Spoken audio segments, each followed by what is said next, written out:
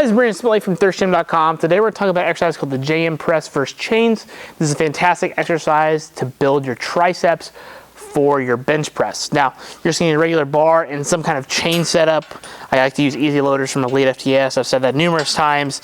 And you're gonna want good quality, heavy 5/8 chain on here. And then you can add the amount of chain that you want as needed. I usually use a little less chain than I would when I bench press. So normally on my competition bench press work, if I'm using chains, I use 2 to 3 chains per side depending upon the day of what I've got planned. So I'm going to go with 1 today because it's probably what I would actually use, maybe 2 at the absolute most if I was actually training. We have the same thing on the other side. And the key thing here is to make sure the majority of the chain is deloaded when I get to the bottom. Yes, I know there's chains on the ground. There's supposed to be chains on the ground. I probably have more than what I need, but I'm pretty short. I got short arms. So I'm not gonna have as much range of motion, but this is set up for what's most ideal for me. Now, the JM press, as I mentioned, is gonna build your bench press, especially your triceps. And this is somewhat of a dangerous exercise to be able to do alone. So if you've never tried it before, just start with the bar and get the feel for it before you start adding on more weight and whatnot, because that bar is gonna drop towards your face, okay? So, big thing here, get in your normal bench press position. We're gonna use a close grip. So my hands for me are usually on right where the smooth meets the knurling, but you pick what's normally close grip for you, and I also go with a false grip. That's personal preference. You do which one you prefer.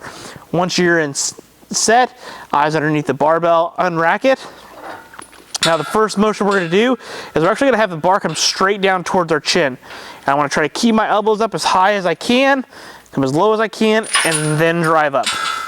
Okay, so down, meet the chin, up, down, meet the chin. Really drive up hard, always keeping the elbows up high as I go to do the movement, and up strong. So you're never probably ever going to get to where you touch your face, hopefully not, but you want to pretend like you're going to, and you want to basically be somewhere in the middle between a close grip bench press and a close grip bench press. So come straight down, elbows stay up, elbows will be higher than your wrist. By the time you get to the end range of motion, you're almost going to make like a T-Rex arm, okay?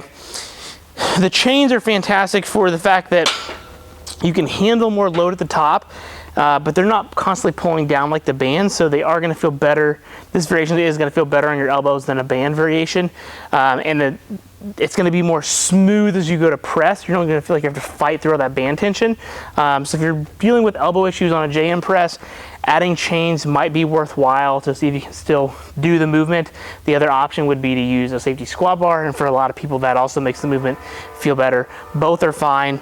Have both videos on my YouTube channel if you want to see them. But the chains, to me, I think just feels really smooth. It feels really good for this movement pattern.